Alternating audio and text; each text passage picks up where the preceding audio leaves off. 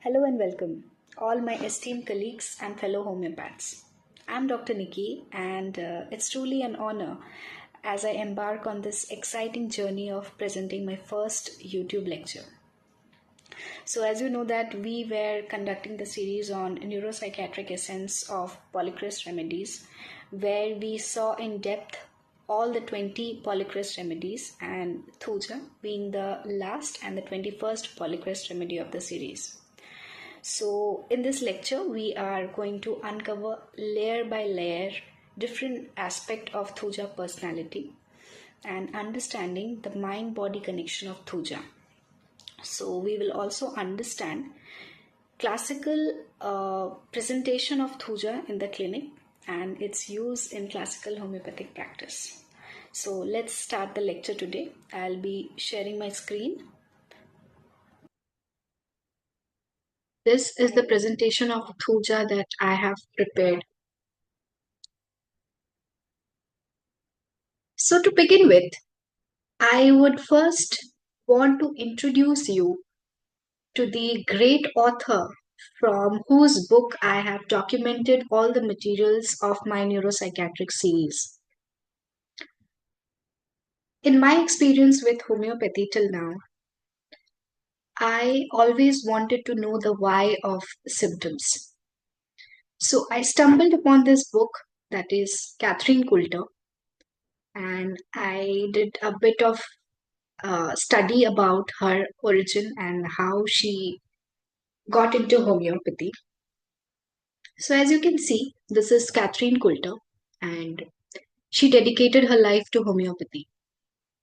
She went for a trip to France, during which she had allergies and she consulted a homeopath for that. So, what happened? The homeopath told her that you can come to me the next day. I will consult from Dr. Kent and I'll let you know about your case. So when she returned back to the US, she was curious about who is this Dr. Kent. And to her surprise, she came to know that Dr. Kent had already passed away in 1916, which was 20 years ago from the present time. So you see how we are connected to our favorite books like Warwick, Allen, Kent, N.M. Chaudhary, and many more. So Catherine Coulter, she mainly got inspiration from Kent's teachings and writings, and she was a full time dedicated classical homeopath. As you can see, this is the book. It has 3 volumes, and this is the third. Thuja is in the third volume of this book. Portraits of Homeopathic Medicine, Psychophysical Analysis of Selected Constitutional Types. Okay. So, a bit about Catherine Coulter here. Catherine Coulter has written many books. This is one of those books, and all her books are thoroughly documented. Trust me, the depth of study that she has done in the literature and the observations that she has made is monumental.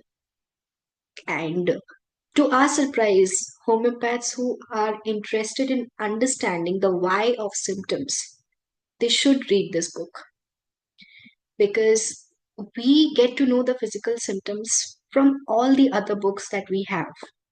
But understanding the why behind the physical symptoms is something that we can get answers from this book. So she has not mentioned many of the physical symptoms in this book of Catherine Coulter. She has majorly written about the mental emotional spheres, which is again very important if we want to extract the picture, the essence of remedies, and prescribe on the basis of essence in our clinical practice. So we are moving further.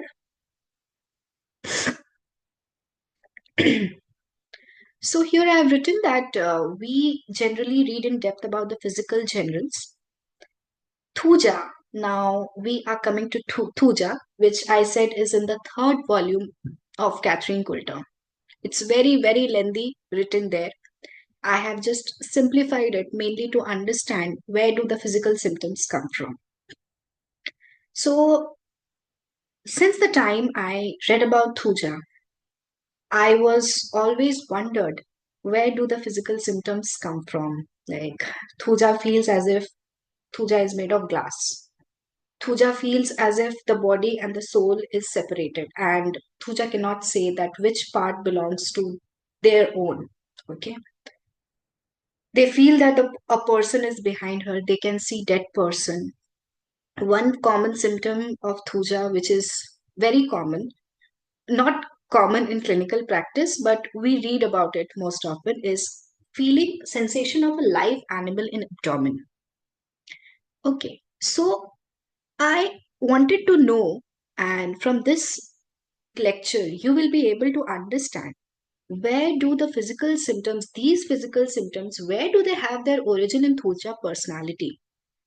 Okay, so before we understand these physical symptoms, we need to understand the origin of psychotic miasm. Thuja being the king of antipsychotic remedies. Okay, so the psychic dimension of Thuja will be covered in this lecture. Moving further, uh, you can see here.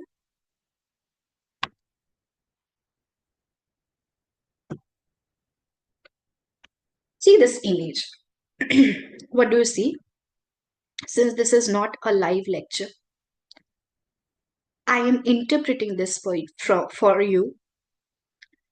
You can see that a person is standing here, and this is the eye image, and this person is seeing something from the other world. So this is the first revelation about Thuja, seeing the other dimension of the world. Okay. See the next image.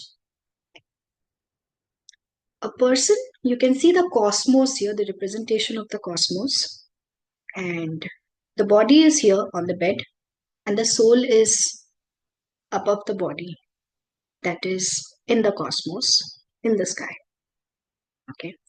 So these two pictures of Thuja is something that is very common if we try to understand the picture of Thuja. Okay.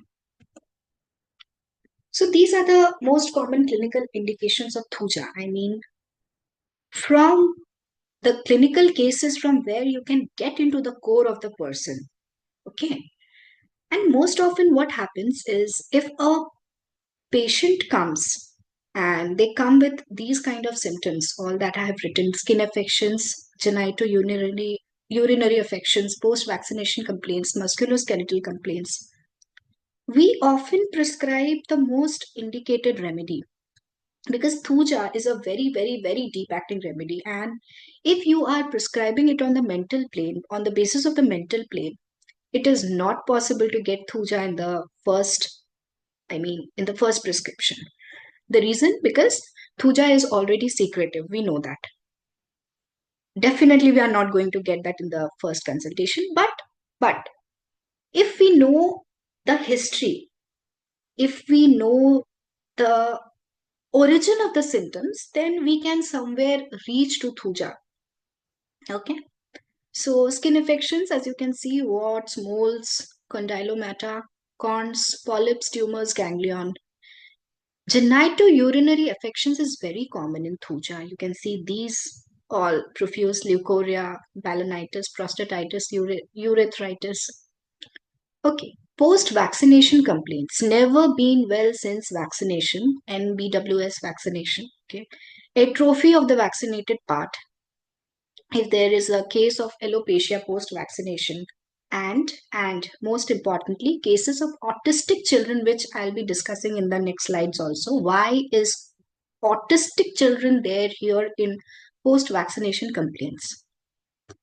Okay, musculoskeletal. One symptom that is very common with rheumatic patients is that they often, and I have heard patients saying that I feel my legs are made of wood, or I feel it is made of glass and it feels like it will break. Many patients with rheumatic complaints do come with this specific complaint. Okay, so the doctrine of signature of Thuja, which is very important and interesting in homeopathy. It means that the nature always leaves signatures, and we use those signatures and we can see them in our clinical practice. You can see this plant, which is known in Hindi as Vidya, Arbor Vitae, the tree of life. Thuja is also known as the tree of life. Okay, see this plant. See how it has so many layers. You can see the stem here, and if you break the stem, it is not flexible. If you break it, it will completely break. Okay. See, dense layered foliage, concealment, hidden aspects of personality. See, so many layers are there. The same way Thuja personality also has many layers. And we as a homeopath, we have to uncover the layers in subsequent follow-ups. Knobby, rough texture. Just a second. Knobby, rough texture signifies abnormal growths, warts, moles, and excrescences. Okay.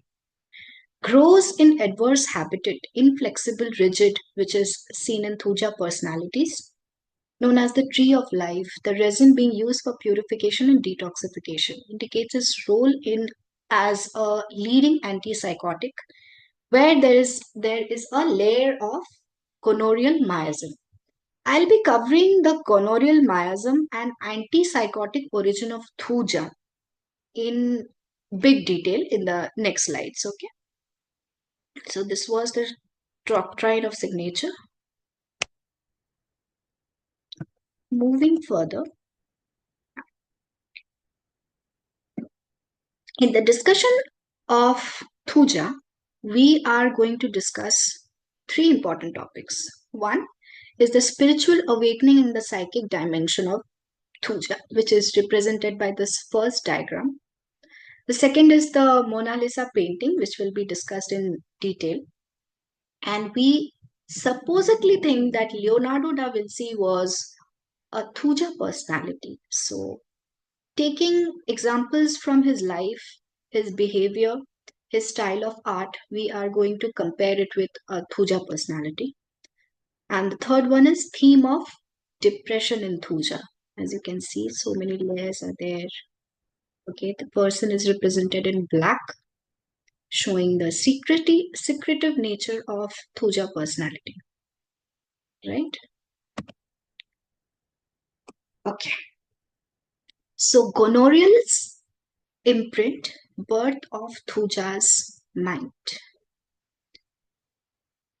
This is the image of the family tree. A person who comes to you in the clinic may not even know the history of their previous generations, right? They will come to you only with the products of diseases, the symptoms that they are experiencing. They don't know whether they have a gonorrheal infection passed down through their generational history. Okay. So this is the history of their family. It can be their own created, their own history, or it can be the history somewhere behind 4 to 5 generations back, right? Carries unknowingly the legacy of suppression, shame, and guilt. Obviously, gonorrheal infection is a kind of STD, and it is something that morally comes with suppression, shame, and guilt. That is the subconscious nature of the disease that it creates in a person who has a gonorrheal infection. Psychic vulnerability in the next generation, which manifests as burden passed down, distorted energy channels, and unresolved issue. So the person in the present generation might not even know that they have that infection in their past history, but it is there. And they are manifesting it in the form of guilt, shame, concealment of personality, the typical theme of depression in Thuja, kinds of unresolved issue, the the desire to show themselves that we are perfect in front of the society. Okay. Obviously, you know what are the moral implications of someone who has been involved in these kind of things that lead to gonorrheal infection. Okay. Moving further, we are first discussing the mental picture of Thuja. Okay. To understand this, keep one thing in your mind, that there is a gonorrheal history in the background.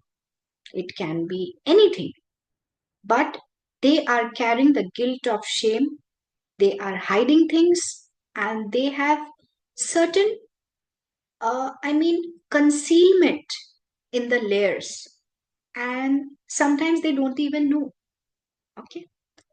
So, in the next process of their life, it can be the next generation or the person in their next phase of life, show feelings like inadequacy. मैं कुछ नहीं हूँ. I'm nothing. Okay. So they have a feeling of worthlessness. Also, since they know that with a history of gonorrheal infection, they feel that they are unacceptable, they are unlikable. So when you feel that you are unacceptable, what you do? You try to fit in. And sometimes when you try to fit in, you have to do things against your own wish. You have to look perfect. You have to appear that you are a perfectionist. Okay. So, an excessive need to appear flawless and avoid criticism, leading to excessive control and perfectionism. Okay. It is not the perfectionism of arsenic that is mixed with restlessness. It is not the perfectionism or fastidiousness of nux, which is there because they want to complete their work. Okay. Mixed with aggressiveness. The reason behind Thuja's perfectionism is to not to remove that shield. They don't want to uncover themselves. Okay. So that is why they have inner conflicts. They avoid deeper emotional truths. They avoid uncomfortable conversations because they fear that something the other person might uncover about themselves. They might know. They have moral guilt, shame. Okay. The shame can also be related with gender identity, or their sexual orientation might be different. Okay. Duality in character.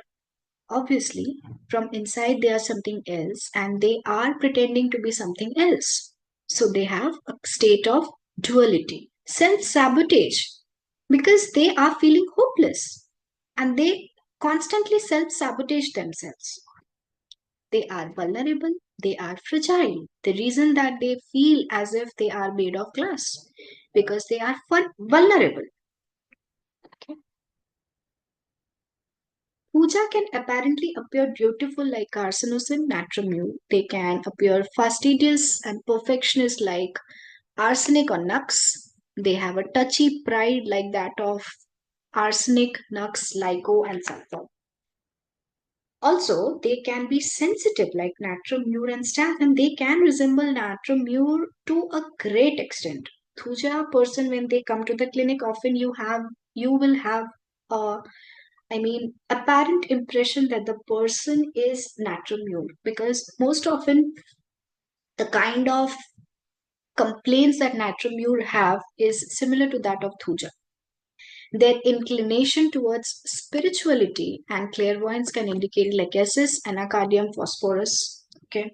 Sexual guilt is also there, which is plus, plus, plus, and star. So, apparently, in the first consultation, Thuja might appear like all these constitutional remedies. But when you dig deep, you will know the history. Okay.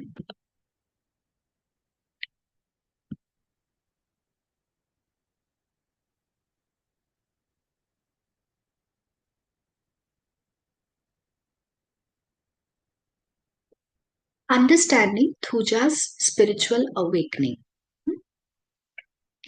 Symptoms of autism in a post vaccination child. As I told you, nowadays, post vaccination autistic symptoms have become very common. If you see an autistic child, they mostly do not play with other children, they are isolated, they do not make any eye contact, they are playing just with themselves. So, it can be an indication of Thuja because they show worldly disconnectedness. The child is not connected with the world and they are just involved or absorbed in their own world. So, it might be a Thuja's indication. Also, I would say that Thuja is not a remedy that will cure their symptoms, but it can be used as an intercurrent remedy to remove the blockage, to remove the miasmatic obstacle. Okay. Sensation as if he is made of glass is brittle, as if his body and soul are separated. Phenomenon of glass delusion, depersonalization, derealization disorder. A very common symptom in psychiatric patients you will see that uh, spelling is wrong here, depersonalization. So most often you will see that patients in the clinic, they say that I don't feel myself. Also, they feel that their body and the soul are separated. So here comes the reason why Thuja feels as if he or she is made of glass. Okay. I told you that the Thuja person feels as if they are vulnerable. It represents their delicate psychic state that is on the verge of breaking down. They also have a fear of people seeing through him into the dark part of his soul which he is trying to hide. So, morally, they are carrying the burden of gonorrheal infection. And they don't even know sometimes that their generational history had this. So, what happens? They are just showing the symptoms of the infection. The physical manifestation is gone. Now it is there on the psychological plane, which the patient manifests as if manifests as a delusion that he is made of glass, is brittle, and they fear that they will break down. And they fear that somebody will see through them. That is why they are secretive. They hide things. Okay? Feels as if skull is too tight or as if body were too small for the soul. Obviously, the soul inside wants to expand, wants to get connected with the cosmos, with the universe. The brain wants to expand. They are carrying so much burden of their generational history, the generational trauma of gonorrheal infection. So they feel as if the skull is very tight and the body wants to come out. Okay? And the soul wants to come out from the body. May reflect an inner attempt to break through some barrier that is preventing him from reaching new dimensions. So Thuja now morally wants to reach newer dimensions. Some people who are connected to spirituality will realize it, but people who are not connected, they will not understand. They will just have this symptom as if they are made of glass, as if the soul wants to come out from the body.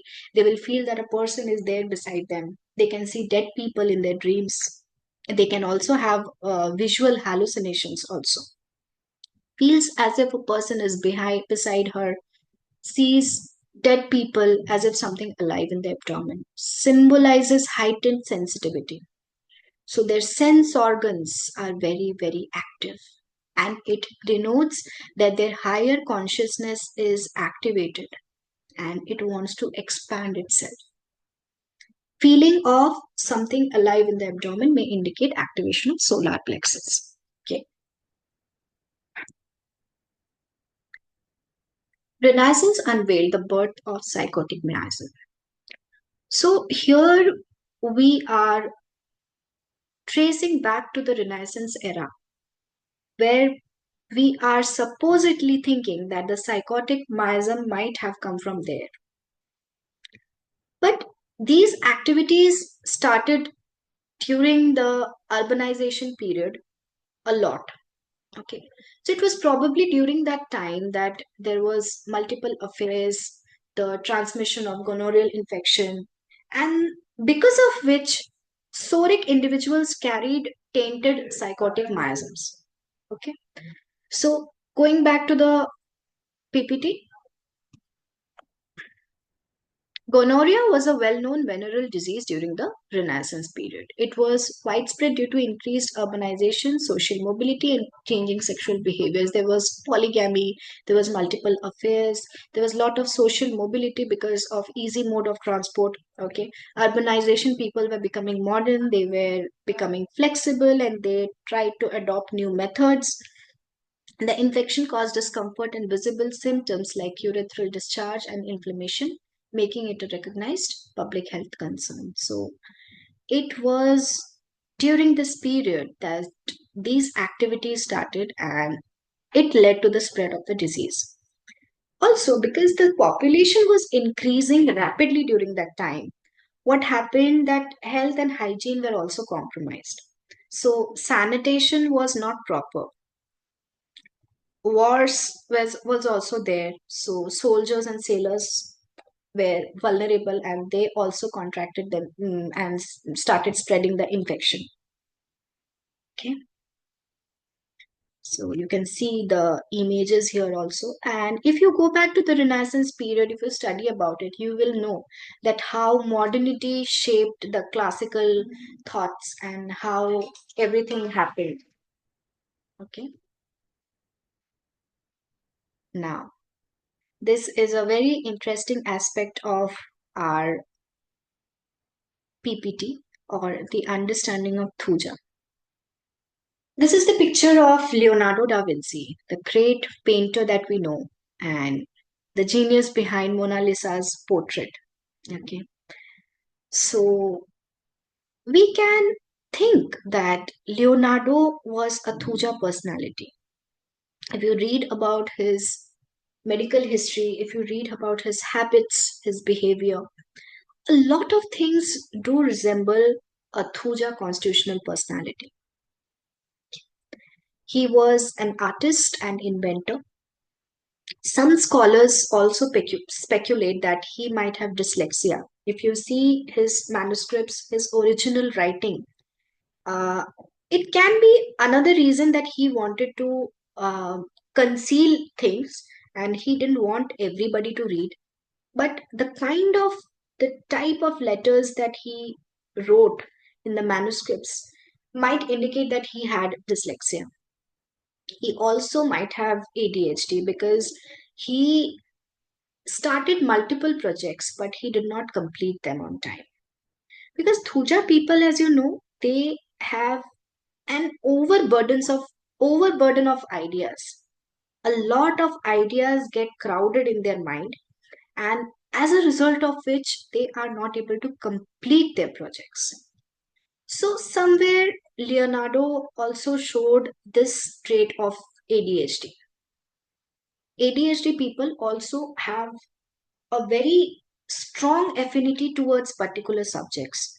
So Leonardo worked on mechanics, aerodynamics, human anatomical understanding. He dissected so many human bodies just to know the exact circulatory system of the body, the exact anatomical structure of various organs.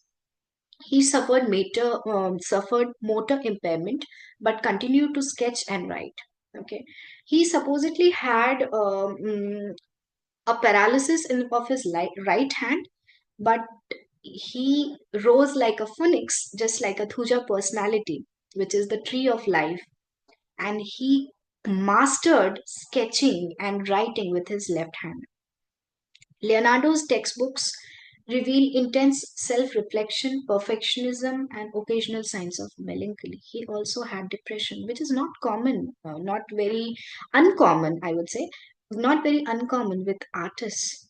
Artists can be from any field. So he showed signs of depression. These are the two paintings that we are going to talk about. Take a minute and just try to focus on the painting. One thing that we can see here is the similar face of Mona Lisa and St. John the Baptist. Okay, these were the two paintings of Leonardo. See the black background. See Mona Lisa's left part and the right part of her smile. Okay, see. Thuja's canvas where illusion meets reality. So Thuja personalities, if you understand from this lecture, they have an inborn distaste. Here it will be distaste to finality. Okay. As I told you that Thuja individuals often have an overburden of ideas, overcrowding. So during their creative process, they have so much of thoughts that they lose interest in between. And if you see their final project, often people who analyze artistic works, they are able to tell that the artist lost interest in between. Here I will compare Thuja with two other great remedies who take up big projects. One is arsenic, second is sulfur. So I would like to compare their mode of work with that of Thuja. Sulfur, if you see, often they start in a very chaotic way. That you will see dirty, messy things. But if you see the final project, you will be astonished. Okay, oh my God, how you started and how you ended. Okay. Now, if you see arsenic is going to take a lot of time because they will focus on the minutest details of the painting and they will complete it. They will clean the part, they will do everything because they are perfectionist, they are fastidious. They will observe that every small detail in their work is apt. Okay. But Thuja is something who could be Leonardo. Okay. Leonardo's paintings often represent beauty touched with strangeness. If you see these two paintings, you will keep looking at it. Something strange in these two paintings. There is something strange. The paintings are beautiful, but there is something which he wanted to convey to us, maybe. Mona Lisa's painting, if you see there, you see the beautiful Mona Lisa's enigmatic smile, which could indicate complex inner life. It conveys a sense of ambiguity. If you keep your hands like this on Mona Lisa's painting, you will see that the kind of smile she has is very ambiguous. Unexplored regions of the psyche. If you see the background, see how it is there. See the background. Somewhere chaotic. St. John the Baptist, the second painting, the disturbing smile pointing towards the light. Okay, at the back, dark, unfathomable realms outside the human field of vision. Okay, you cannot measure the kind of depth Leonardo has in his paintings. You see, the smile is, if you see, keep looking at it. It's kind of disturbing, you see. Yeah, he's pointing towards something. You can see across here. There's something he wanted to convey. Yeah? Next. Psychotic soul, Thuja's battle with depression. A person who has guilt, shame, who is dual, who hides their true self, will definitely have many layers. And they're having a history of unresolved infection on the psychological level. They are bound to have depression. But what about Thujas? How will you understand that a person has depression and the remedy is Thuja? In the first consultation, Thuja people often will not share their personal history. You will often feel that the person is reserved and he can be natrimure. Just like natrimure, Thuja will also have guilt and shame. because guilt is there in Natramure also. But the brooding is not there in Thuja. There is not so much of brooding in Thuja, just like Natramure. Illusions and delusions, hollowness, hollow because they are dual, goes into isolation in order to avoid risk of judgment, hypersensitivity to criticism, has strict moral codes, perfectionism in order to maintain their image. So, as we discussed in the first slide, also, that they have to appear perfect because they can't bear anyone uncovering their truth. Okay. With Natramure, you will often see gloominess. With Natramure, you will not find the physical generals, but with Thuja personality, you will often find something affected in their genitourinary spheres or their musculoskeletal sphere, or they would have modes, warts, moles, condylomata somewhere in their body. Also, they have a disturbing connection with spirituality also. Okay. So I hope this is done. These were the three things that we covered here.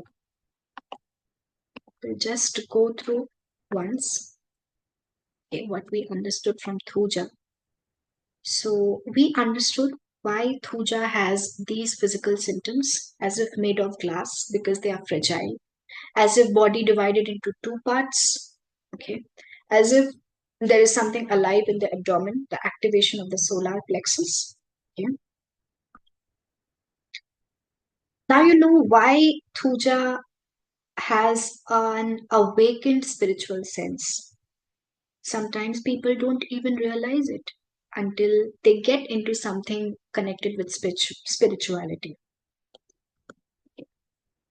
These were the common complaints that we get to see in the clinic that can have a Thuja history. The doctrine of signature, we discussed spiritual awakening, psychic dimension of Thuja, okay, which remains unexplored for most people. They don't even know that they can easily connect themselves. Okay. So the moral aspect of the subconscious mind gets activated to protect the further generation. Thuja artist, we discussed about Leonardo da Vinci, his Thuja personality, and the two famous paintings of Leonardo. We also discussed the theme of depression in Thuja. Okay, so this was my last remedy of the series and the first remedy of my for my YouTube lectures. So you can send me a feedback, and if you want me to cover any other remedies in detail, any other aspect of remedies that I have already covered in the neuropsychiatric series, then you can either mail me on this email ID. I have not mentioned my email ID here. I will mention it in the description box. You can email me. Okay. So thank you for your attention. I hope you understood Thuja. If you do not understand any part of it, or if you have any doubts, you can send it in the comment section. I will definitely see them. Thank you so much.